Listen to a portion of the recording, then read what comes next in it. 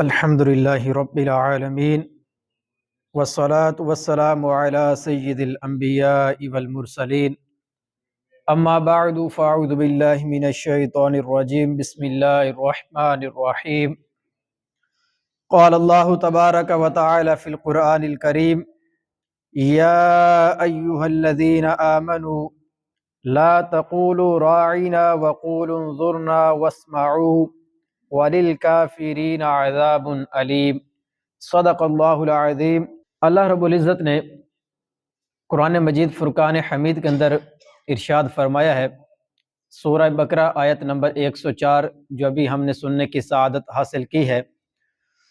فرمایا اے ایمان والو، راعینا نہ کہو اور یوں عرض کرو کہ حضور ہم پر نظر رکھیں، اور پہلے ہی بغور سنو اور کافروں کے لیے دردناک عذاب ہے۔ اس آیت کے اندر اللہ رب العزت نے نبی کریم علیہ الصلوۃ والسلام کی بارگاہ کے آداب کو بیان فرمایا ہے کہ جب آپ کی بارگاہ میں جانا ہے تو کس طرح سے بات کرنی ہے، کس طرح سے نبی کریم علیہ الصلوۃ والسلام کی بارگاہ میں حاضر رہ کر جو ہے وہ فیوز و برکات حاصل کرنے ہیں، کیونکہ اللہ رب العزت نے قرآن کریم کے اندر مومنوں سے یہ سب سے پہلا مطالبہ فرمایا ہے، اے ایمان والو کہہ کر یہ پہلا خطاب ہے، اور اس کے اندر اللہ تبارک و تعالیٰ نے کیا فرمایا ہے کہ راعینا نہیں کہنا۔ نبی کریم علیہ الصلوۃ والسلام کی بارگاہ کے ادب کو ملحوظ خاطر رکھنا ہے، کیونکہ نبی کریم علیہ السلام کی بارگاہ کا ادب ہوگا تو سارے اعمال مقبول ہوں گے۔ اگر نبی کریم علیہ السلام کی بارگاہ کا ادب نہیں ہے تو جتنے مرضی روزے رکھ لیں، نمازیں پڑھ لیں، حج ادا کر لیں، پوری زندگی غریبوں کی مدد کرتے ہیں، فرمایا ایک بھی عمل اللہ پاک کی بارگاہ میں قبول نہیں ہوگا۔ محمد کی محبت دین حق کی شرط اول ہے، اسی میں ہو اگر خامی تو سب کچھ نامکمل ہے۔ نبی کریم علیہ السلام کی محبت، آپ کی بارگاہ کا ادب، یہ مسلمان ہونے کی پہلی شرط ہے۔ اگر کسی کے دل میں محبت رسول نہیں ہے، ادب رسول اس کے دل میں نہیں ہے، نبی کریم علیہ السلام کا ادب اس کے دل میں نہیں ہے، فرمایا سارے اعمال اس کے اکارت جائیں گے، سارے اعمال برباد ہو جائیں گے۔ اب اس کے اندر اللہ پاک نے کیا فرمایا ہے، نبی کریم علیہ السلام کی بارگاہ میں جب صحابہ کرام علیہ مردوان حاضر ہوتے اور بعض اوقات کوئی بات وہ سمجھ نہ سکتے تو عرض کرتے راعینا یا رسول اللہ، یا رسول اللہ ہماری رعایت فرمائے، مطلب بات جو ہے وہ دوبارہ ارشاد فرما دے، ہم سمجھ نہیں سکے۔ اب صحابہ کرام تو یہ ادب کے ساتھ ہی لفظ ادا کرتے کہ یا رسول اللہ ہماری رعایت فرمائے، لفظ دوبارہ ارشاد فرما دے، ہم سمجھ نہیں سکے۔ لیکن جو یہودی تھے جن کے دل کے اندر بغض رسول تھا، وہ کیا کرتے، وہ اس لفظ کو تھوڑا مروڑ کر ادا کرتے۔ غور کریں، نبی کریم علیہ السلام کی بارگاہ میں لہجوں کا بھی بڑا لحاظ رکھا جاتا ہے۔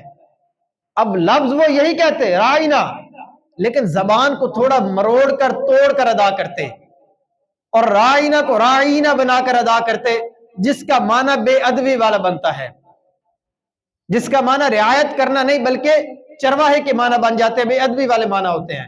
تو یہودی صحابہ کرام کی آڑ میں یہ لفظ ادا کرتے اور دل میں نبی کریم علیہ السلام کی بے ادبی کی نیت رکھتے۔ اب اللہ تبارک و تعالی اپنے محبوب کی بے ادبی کیسے گوارا کرے؟ اللہ تبارک و تعالی نے قرآن پاک کی آیت نازل فرمائی، فرمایا یا ایھا الذین آمنوا، اے ایمان والو۔ اب اس آیت کے اندر اللہ تبارک و تعالی نے ایمان والوں کو مخاطب کیا ہے، یہودیوں کو یہ نہیں کہا کہ تم میرے محبوب کو یہ نہ کہا کرو، بلکہ نہیں، سرے سے اللہ تبارک و تعالی نے یہ لفظ کہنے سے ہی صحابہ کو منع فرما دیا، برائی کا دروازہ ہی بند کر دیا، تاکہ نہ یہ لفظ ہو اور نہ کوئی بے ادبی کی نیت کر سکے۔ ویسے یہ لفظ درست ہے، لیکن بے ادبی والا معنی نکل رہا تھا، اللہ تبارک و تعالی نے صحابہ کرام کو یہ لفظ ادا کرنے سے منع فرما دیا۔ فرمایا اے ایمان والو، اے صحابہ، لا تقولوا راعینا، راعینا نہ کہو، بلکہ کیا کہنا ہے، فرمایا وقولوا انظرنا، وقولوا انظرنا، اور یہ عرض کرو کہ حضور ہم پر نظر رکھیں۔ کتنا پیارا لفظ اللہ پاک نے ارشاد فرمایا ہے، اپنے حبیب کی بارگاہ کے ادب کے لیے۔ فرمایا کہ اے میرے محبوب کے صحابہ، رائنا کا لفظ نہ کہو بلکہ یہ عرض کرو قول انظرنا، انظرنا کہہ کر جو نبی کریم علیہ السلام کی بارگاہ میں عرض کرو حضور ہم پر نظر رحمت فرمائیے۔ یہ کہہ کر نبی کریم علیہ السلام کو مخاطب کرنا ہے، اور ساتھ ہی ارشاد فرما دیا، فرمایا واسمعوا، پہلے سے ہی نبی کریم علیہ السلام کی بات کو توجہ سے سنا کرو تاکہ دوبارہ کہنے کے لیے کوئی لفظ کہنے کی نوبت ہی نہ آئے۔ وَلِلْكَافِرِينَ عَذَابٌ عَلِيمٌ، تم یہ لفظ تبدیل کر کے ادب والا لفظ کہو، اور جو کفار نبی کریم علیہ السلام کی گستاخی کرتے ہیں ان کے لیے اللہ تبارک و تعالی نے دردناک عذاب تیار کر رکھا ہے۔ یہ ہے بارگاہ نبی کا، بارگاہ رسالت کا ادب جو اللہ تبارک و تعالی نے قرآن کریم کے اندر مومنین کو سکھایا ہے، مسلمانوں کو سکھایا ہے۔ اس لیے تو ہم کہتے ہیں نا، یا رسول اللہ انظر حالنا، یا حبیب اللہ اسمع قالنا، اننی فی بحر غم مغرق خذ یدی ساحل لنا اشکالنا۔ یا رسول اللہ ہم پر نظر رحمت فرمائیے، ہم پر نظر عنایت فرمائیے، ہماری کہی ہوئی عرض کو سنیے، ہم گناہوں کے اندر لتڑے ہوئے ہیں، مشکلات کے اندر، پریشانیوں کے اندر گھرے ہوئے ہیں، ہماری پریشانیاں دور کرنے کے لیے اللہ تبارک و تعالیٰ کی بارگاہ میں ہماری سفارش کیجیے۔ یہ نبی کریم علیہ السلام کی بارگاہ کا ادب ہے۔ آگے کیا ارشاد فرمایا؟ فرمایا کہ ایمان والوں کو اللہ تبارک و تعالیٰ نے یہ خطاب فرمایا ہے۔ اب توجہ کرنے کی بات یہ ہے کہ کیا یہ ادب صرف نبی کریم علیہ السلام کی زندگی، ظاہری زندگی مبارک کے ساتھ خاص تھا، یہ بعد والے مومنوں کے لیے بھی ہے؟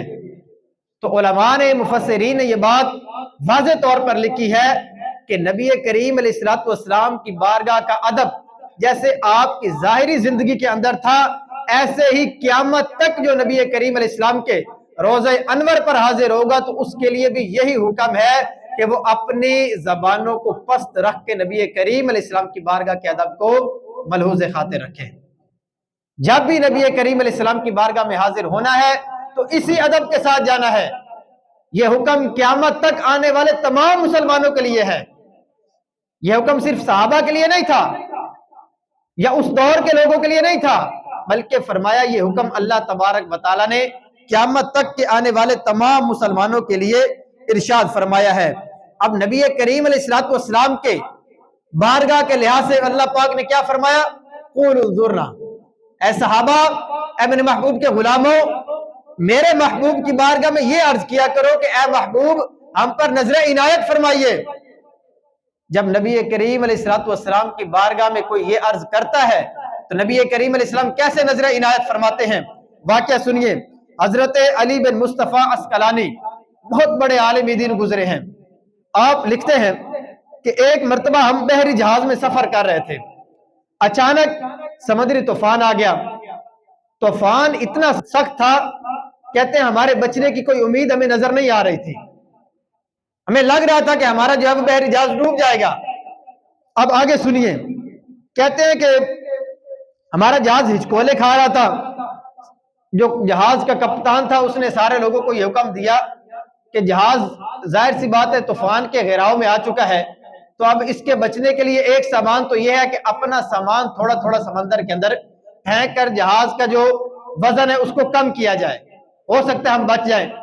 کہتے ہیں ہم نے اپنا تھوڑا تھوڑا سامان جو ہے سمندر کے اندر ڈال دیا، لیکن جہاز جو ہے وہ ابھی بھی بچنے کی کوئی امید ہمیں نظر نہیں آ رہی تھی۔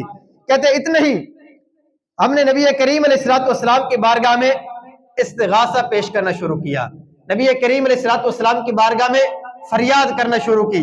البحر علا والموج طغا، البحر علا والموج طغا، من بے کس طوفان ہور شروع، مجدار میں ہوں بگڑی ہے ہوا موری نیا پار لگا جانا۔ مطلب کیا؟ یا رسول اللہ صلی اللہ علیہ وسلم، دریا اونچا ہے، دریا کا جو لہریں ہیں وہ طغیانی پر ہیں، ہمارا جہاز ڈوبنے کے قریب ہے، یا رسول اللہ آپ ہماری کشتی کو کنارے لگا دیجئے۔ اللہ تبارک و تعالیٰ کی عطا سے، اللہ تبارک و تعالیٰ نے جو آپ کو طاقت عطا فرمائی ہے اس کے ذریعے ہمیں جو ہے وہ سمندر کے کنارے لگا دیجئے۔ کہتے ہیں اتنا کہنے کی دیر تھی نبی کریم علیہ الصلوۃ والسلام نے نظر عنایت فرمائی، ہمارے ہی وہاں موجود ایک شخص کو نبی کریم علیہ الصلوۃ والسلام نے اپنا دیدار عطا فرمایا، اور وہ کہنے والے کہہ رہے تھے کہ نبی کریم علیہ الصلوۃ والسلام نے حضرت صدیق اکبر رضی اللہ تعالی عنہ کو حکم دیا ہے کہ جائیں اور ان کے جہاز کو کنارے پر لگا دیجئے۔ کہتے ہیں تھوڑی دیر کے بعد ہمارا جہاز کنارے پر لگ گیا۔ تو علماء نے لکھا ہے کہ اگر کوئی بھی مشکل آئے، کوئی بھی پریشانی آ جائے، اس مشکل کے اندر، پریشانی کے اندر، مصیبت کے اندر جو بندہ نبی کریم علیہ الصلوۃ والسلام کو یاد کرتا ہے، نبی کریم علیہ السلام اپنے اس امتی کی مدد کے لیے ضرور پہنچتے ہیں۔ اللہ تبارک و تعالیٰ کی عطا سے نبی کریم علیہ السلام ضرور اس کی فریاد کو سنتے ہیں، اور ارشاد کیا فرمایا؟ فریاد امتی جو کرے حال زار میں، فریاد امتی جو کرے حال زار میں، ممکن نہیں کہ خیر بشر کو خبر نہ ہو۔ فرمایا اگر مصیبت پریشانی کے اندر کوئی امتی اپنے محبوب کو پکارتا ہے، فرمایا ممکن ہی نہیں کہ نبی کریم علیہ الصلوۃ والسلام کو اس کی خبر نہ ہو۔ نبی کریم علیہ السلام اس کی فریاد کو سنتے بھی ہیں، اور اللہ تبارک و تعالیٰ کی عطا سے اس کی مدد بھی لازمی فرماتے ہیں۔ دوسرے نمبر پر فرمایا کہ اس آیت کے اندر ہمیں جو درس دیا گیا ہے وہ یہ ہے کہ ہم نے نبی کریم علیہ الصلوۃ والسلام کی بارگاہ میں ہمیشہ بے ادبی والے الفاظ سے اپنے آپ کو بچانا ہے۔ ظاہر سی بات ہے کوئی بھی مسلمان ہے وہ کبھی بھی نبی کریم علیہ الصلوۃ والسلام کی ذات کے لحاظ سے کوئی بے ادبی والا جملہ اپنی زبان پر لانا گوارا نہیں کرتا، لیکن بعض اوقات گفتگو کرتے ہوئے ہماری زبان سے ایسے بے احتیاطی والے جملے نکل جاتے ہیں جو بے ادبی پر مشتمل ہوتے ہیں، نیت نہیں ہوتی بندے کی، لیکن پھر بھی فرمایا جب بھی نبی کریم علیہ السلام کا تذکرہ کرنا ہے اپنی زبانوں کو سنبھال کے کرنا ہے، تاکہ کوئی بھی بے ادبی والا ہلکا جملہ ہماری زبان سے ادا نہ ہو۔ کیسے؟ اب ہمارے لیے رول ماڈل کون ہے؟ صحابہ اکرام کی شخصیات۔ ہم نے کچھ بھی سیکھنا ہو تو ہم صحابہ اکرام کی سیرت کو پڑھتے ہیں۔ اب صحابہ اکرام نبی کریم علیہ السلام کی بارگاہ کا ادب کیسے کرتے؟ روایت سنیے۔ حضرت عباس رضی اللہ تعالی عنہ سے کسی نے ایک مرتبہ پوچھا انت اکبر امین نبی صلی اللہ علیہ وسلم، کیا آپ عمر میں بڑے ہیں یا نبی کریم علیہ الصلوۃ والسلام بڑے ہیں؟ اب جواب بالکل اس کا سادہ سا تھا۔ حضرت عباس رضی اللہ تعالیٰ عنہ نبی کریم علیہ السلام کے چچا ہیں، عمر کے لحاظ سے حضرت عباس نبی کریم علیہ السلام سے بڑے ہیں۔ وہ یہی الفاظ ادا کر دیتے کہ عمر کے لحاظ سے میں نبی کریم علیہ السلام سے بڑا ہوں، تو اس کے اندر کوئی بے ادبی والا معنی نہیں پایا جا رہا، لیکن آپ حضرت عباس رضی اللہ تعالیٰ عنہ کا جواب سنیں اور ان کے دل کے اندر نبی کریم علیہ السلام کی بارگاہ کا کتنا ادب تھا اس کا اندازہ لگائیں۔ حضرت عباس رضی اللہ تعالیٰ عنہ فرماتے ہیں، فرمایا ہوا اکبر منی وانا ولدت قبلہ، کتنے پیارے جملے ارشاد فرمائے۔ فرمایا ہیں تو نبی کریم علیہ السلام بڑے، لیکن میں پیدا نبی کریم علیہ السلام سے پہلے ہو گیا تھا۔ کیسا ادب ہے؟ کہا ہیں تو نبی کریم علیہ السلام بڑے، میں نہیں بڑا ہو سکتا، لیکن بس پیدائش کے لحاظ سے میں دنیا میں پہلے آ گیا تھا۔ یہ ہے بارگاہ رسالت کا ادب، اور یہ بیان کون کر رہے ہیں؟ نبی کریم علیہ الصلوۃ والسلام کے چچا حضرت عباس رضی اللہ تعالیٰ عنہ۔ تو فرمایا کہ ان روایات سے، ان آیات سے، ان روایات سے، صحابہ اکرام کے طرز عمل سے ہمیں یہ سیکھنے کو ملتا ہے کہ نبی کریم علیہ الصلوۃ والسلام کی بارگاہ کا ادب کرنا کتنا ایک مسلمان پر ضروری اور لازم ہے۔ جب یہ ادب بندے کے سینے سے نکل جائے گا، فرمایا پھر سارے اعمال بندے کے برباد ہو جائیں گے۔ اور آیت میں یہی بیان کیا ہے کہ میرے محبوب کی بارگاہ میں بے ادبی نہیں کرنی، ایسا نہ ہو کہ تمہارے سارے اعمال برباد ہو جائیں۔ اور یہ ان مقدس ہستیوں کے متعلق کہا گیا جو اپنے دل کے اندر نبی کریم علیہ السلام کی گستاخی کے بارے میں سوچ بھی نہیں سکتے، صحابہ اکرام۔ تو آج ہمیں کتنا اس کا لحاظ رکھنے کی ضرورت ہے، یہ اندازہ ہم خود لگا سکتے ہیں۔ اسی طرح ایک اور روایت علماء نے بیان کی ہے کہ صحابہ اکرام نبی کریم علیہ الصلوۃ والسلام کی بارگاہ میں جب بھی کوئی بات عرض کرنا ہوتی تو سب سے پہلے کیا جملہ ادا کرتے؟ فدا کا ابی و امی یا رسول اللہ، یا رسول اللہ میرے ماں باپ آپ پر قربان ہو۔ یہ کہنے کے بعد اپنی بات نبی کریم علیہ السلام کی بارگاہ میں عرض کرتے۔ یہ کیا تھا؟ یہ بارگاہ رسالت کا ادب تھا، یہ نبی کریم علیہ السلام کا ادب تھا نبی کریم علیہ السلام کی بارگاہ میں پہلے اپنے ماں باپ قربان کرنے کا عرض کر کے اس کے بعد نبی کریم علیہ السلام کی بارگاہ میں اپنی بات جو ہے وہ عرض کیا کرتے تھے۔ پھر آگے سنیں، صحابہ کرام کی زندگی میں آپ اتنے کثیر واقعات آپ کو ملیں گے کہ جس کے اندر صحابہ کرام نے جگہ جگہ پر چیزوں کو بیان کرنے کے ساتھ ساتھ اس چیز کو بھی بیان کیا ہے کہ نبی کریم علیہ السلام کی بارگاہ کا ادب کتنا ضروری ہے۔ اب سنیں، حضرت سیدنا براء بن عازب رضی اللہ تعالیٰ عنہ جلیل القدر صحابی ہیں۔ ایک مرتبہ آپ سے کسی نے پوچھا کہ کن جانوروں کی قربانی جائز نہیں ہے؟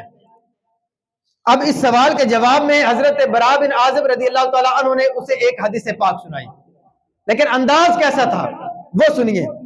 حضرت براء بن عازب رضی اللہ تعالیٰ عنہ نے سوال کا جواب دینے کے لیے حدیث پاک سنائی، اور حدیث سنانے کے لیے اپنا ہاتھ بلند کیا اور اپنی انگلی کے ذریعے 4 کا اشارہ کیا۔ فرمایا کہ نبی کریم علیہ السلام نے اسی طرح ہمارے درمیان کھڑے ہو کر اپنی انگلیوں کے اشارے سے فرمایا تھا کہ 4 جانوروں کی قربانی جائز نہیں ہے۔ اب جب انہوں نے نبی کریم علیہ السلام کے انداز کو اپناتے ہوئے اپنے ہاتھ کو بلند کر کے 4 کا اشارہ کیا، فوراً دل میں خیال آیا کہ اے براء بن عازب، کہاں تمہارے ہاتھ، کہاں نبی کریم علیہ السلام کے دست مبارک، کہاں تیری انگلیاں، کہاں نبی کریم علیہ السلام کی مبارک انگلیاں؟ تم نے نبی کریم علیہ السلام کے انداز کو نقل کیا ہے۔ فوراً ہی فرمایا کہ نبی کریم علیہ السلام نے اشارہ تو کیا تھا، لیکن میری انگلیاں نبی کریم علیہ السلام کی انگلیوں جیسی نہیں ہیں۔ جواب یہی ہے کہ 4 جانوروں کی قربانی جائز نہیں، لیکن میں نے اپنا ہاتھ بلند کیا ہے، میرا ہاتھ بھی نبی کریم علیہ السلام کے ہاتھ جیسا نہیں ہے، میری انگلیاں بھی نبی کریم علیہ السلام کی انگلیوں جیسی نہیں ہے۔ یہاں تک فرمایا کہ میری انگلیوں کے پورے بھی نبی کریم علیہ السلام کی انگلیوں کے پوروں جیسے نہیں ہیں۔ بس میں نے آپ کے انداز کو اپنا کے تمہیں مسئلہ سمجھانے کے لیے یہ اشارہ کیا ہے۔ یہ ہے بارگاہ رسالت کا ادب، اور یہ سکھانے والے کون ہیں؟ صحابہ کرام، جن کے دل کے اندر نبی کریم علیہ السلام کا ادب جو ہے وہ ٹھاٹھے مارتے ہوئے سمندر کی طرح تھا۔ وہ کوئی بھی موقع اپنے ہاتھ سے جانے نہیں دیتے تھے کہ نبی کریم علیہ السلام کا ادب جو ہے وہ لوگوں کو نہ سکھائیں۔ فرمایا دین سیکھنا ہے، دین پر عمل کرنا ہے، نمازیں ادا کرنی ہیں، روزے ہم نے رکھنے ہیں، ہم نے حج ادا کرنا ہے، سارے نیک اعمال کرنے ہیں، لیکن سب سے پہلے نبی کریم علیہ السلام کے ادب کو اپنے دل کے اندر پیدا کرنا ہے۔ وہ ادب ہوگا تو سارے اعمال قبول ہوں گے۔ اب سنیے، اللہ تبارک و تعالیٰ نے اپنے محبوب علیہ السلام کا ادب کیسے لوگوں کو سکھایا ہے۔ ایک شرعی مسئلہ بھی ذہن میں رکھیں کہ نبی کریم علیہ السلام کو نام لے کر پکارنا یہ ناجائز اور حرام ہے۔ جیسے ہم اپنے لوگوں کو ایک دوسرے کو پکارتے ہیں نا، اے زید، اے عمر، اے بکر، کسی کو بھی پکارتے ہیں، ایسے نبی کریم علیہ السلام کو نام لے کر پکارنا یہ ناجائز اور حرام ہے۔ اب اللہ تبارک و تعالیٰ نے یہ ادب کیسے سکھایا ہے؟ جتنے بھی پچھلے انبیاء گزرے ہیں، آپ قرآن پاک کو پڑھ کر دیکھ لیں، اللہ تبارک و تعالیٰ نے سارے انبیاء کو ان کے ناموں کے ساتھ مخاطب فرمایا ہے۔ یا عیسیٰ، یا موسیٰ، یا یحییٰ، یا زکریا، جتنے بھی انبیاء گزرے اللہ تبارک و تعالیٰ نے ان کو نام لے کر مخاطب فرمایا۔ لیکن الحمد سے لے کر والناس تک آپ پورا قرآن پاک پڑھ لیں، اللہ تبارک و تعالیٰ نے ایک بھی مقام پر اپنے محبوب کو نام لے کر مخاطب نہیں فرمایا، بلکہ کیسے مخاطب فرمایا؟ نبی کریم علیہ السلام کے القابات کے ساتھ۔ کہیں فرمایا یا ایھا المزمل، کہیں فرمایا یا ایھا المدثر، کہیں فرمایا طٰہٰ، کہیں فرمایا یاسین۔ یعنی نبی کریم علیہ السلام کے القابات کو ذکر کر کے آپ کو اللہ تبارک و تعالیٰ نے مخاطب فرمایا، نام لے کر ایک مرتبہ بھی اللہ تبارک و تعالیٰ نے اپنے محبوب کو مخاطب نہیں فرمایا۔ یہ ہے بارگاہ رسالت کا ادب، جو اللہ تبارک و تعالیٰ خود اپنے بندوں کو سکھا رہا ہے کہ میرے محبوب کی بارگاہ کا ادب کتنا ضروری ہے اور اس کا کتنا لحاظ رکھنا ہے۔ تو اس لیے فرمایا کہ نبی کریم علیہ السلام کو نام لے کر پکارنا یہ ناجائز اور حرام ہے، یعنی یا محمد کہہ کر پکارنا یہ جائز نہیں۔ ہاں، نبی کریم علیہ السلام کے القابات کے ساتھ پکار سکتے ہیں، جیسے یا رسول اللہ، یا حبیب اللہ، یا نبی اللہ، یہ کہہ کر پکارنا بالکل جائز ہے، اور یہ کہہ کر پکار سکتے ہیں، نام لے کر پکارنا یہ شرعن ناجائز اور حرام ہے۔ یہ نبی کریم علیہ السلام کی بارگاہ کے آداب میں سے ایک ادب ہے۔ دوسرا ادب سنیے، نبی کریم علیہ السلام کی بارگاہ کا اللہ تبارک و تعالیٰ نے ادب کیا سکھایا؟ فرمایا جب بھی نبی کریم علیہ السلام کا ذکر ہو، نبی کریم علیہ السلام کی بارگاہ میں حاضر ہو، تو اپنی آواز کو آہستہ رکھنا ہے، آواز کو پست رکھنا ہے، اپنے لہجوں کو آہستہ رکھنا ہے۔ سختی والا لہجہ نبی کریم علیہ السلام کی بارگاہ میں نہیں ہونا چاہیے، اور یہ بات قرآن پاک کے اندر خود اللہ پاک نے ارشاد فرمائی ہے۔ فرمایا یا ایھا الذین آمنوا لا ترفعوا اصواتکم فوق صوت النبی ولا تجہروا لہ بالقول۔ فرمایا اے ایمان والو، اپنی آوازیں نبی کی آواز پر اونچی نہ کرو اور ان کے حضور زیادہ بلند آواز سے کوئی بات نہ کہو۔ یہ نبی کریم علیہ السلام کی بارگاہ کا ادب ہے، اور یہ قیامت تک آنے والے سارے مسلمانوں کے لیے ہے کہ جب بھی نبی کریم علیہ السلام کی بارگاہ میں حاضر ہوں تو آہستہ نرمی کے ساتھ نبی کریم علیہ السلام کی بارگاہ میں سلام عرض کرنا چاہیے۔ وہاں جا کر مسجد نبوی میں روضہ رسول کے سامنے اپنی آوازوں کو بلند نہیں کرنا۔ لیکن آج بدبختی کا عالم یہ ہے کہ لوگ جب جاتے ہیں نا تو وہاں پر حالت بڑی جو ہے وہ ناگفتگو ہوتی ہے، چیخ و پکار، بھاگم دوڑ اور عجیب و غریب منظر وہاں پر بعض لوگوں نے بنایا ہوتا ہے۔ بارگاہ رسالت کا ادب کتنا ضروری ہے؟ ہو سکتا ہے کہ بندہ گیا تو برکتیں حاصل کرنے کے لیے ہے، لیکن کوئی ایسی بے ادبی کر بیٹھے کہ سارے اعمال بندے کے برباد ہو جائیں، کہاں فائدہ ہوگا اس حاضری کا؟ تو جب بھی نبی کریم علیہ السلام کی بارگاہ میں حاضری کی سعادت ملے تو بارگاہ رسالت کے ادب کو اپنے ملحوظ خاطر رکھیں، وہاں پر اپنی آواز کو اونچا نہ ہونے دیں۔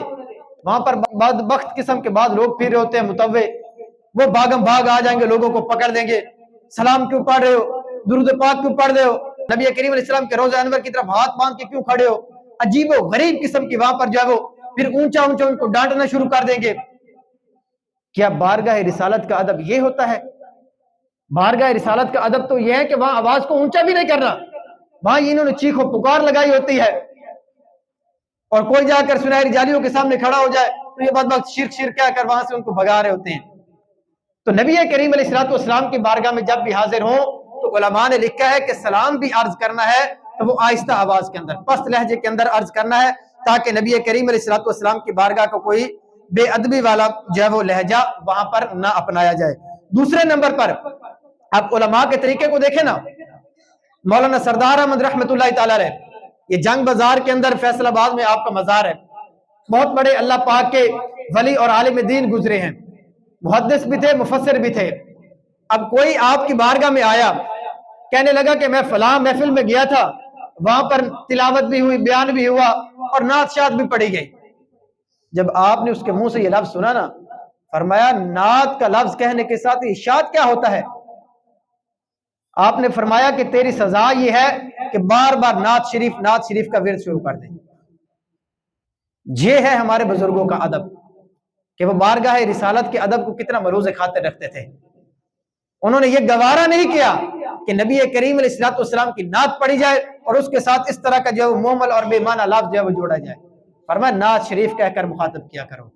تو اس لیے فرمایا کہ نبی کریم علیہ السلام کی بارگاہ کا ادب یہ دین اسلام کی شرط اول ہے، یہ پہلی شرط ہے۔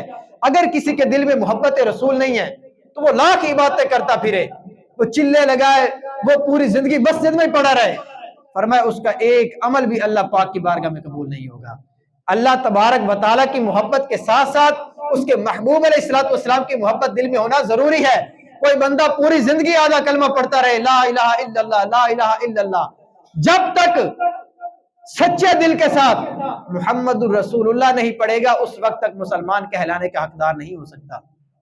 اس لیے نبی کریم علیہ السلام کا جب بھی ذکر خیر آئے، جب بھی ان کا تذکرہ کریں تو ادب کے ساتھ ایسے الفاظ کا چناؤ کریں جن کے اندر ادب والا معنی پایا جائے، بے ادبی والا کوئی معنی نہ پایا جائے، اور ایسے لوگوں کی صحبت میں بھی نہیں بیٹھنا جو نبی کریم علیہ السلام کے بارے میں، آپ کے اصحاب، آپ کی اہل بیت کے بارے میں کوئی ہلکے جملے اپنی زبان پر لاتے ہیں۔ ایسا نہ ہو کہ ان کی نحوست کی وجہ سے، ان کی صحبت کی وجہ سے ہمارے بھی اعمال اللہ پاک کی بارگاہ میں برباد ہو جائیں۔ اللہ پاک ہمیں عمل کرنے کی توفیق عطا فرمائے۔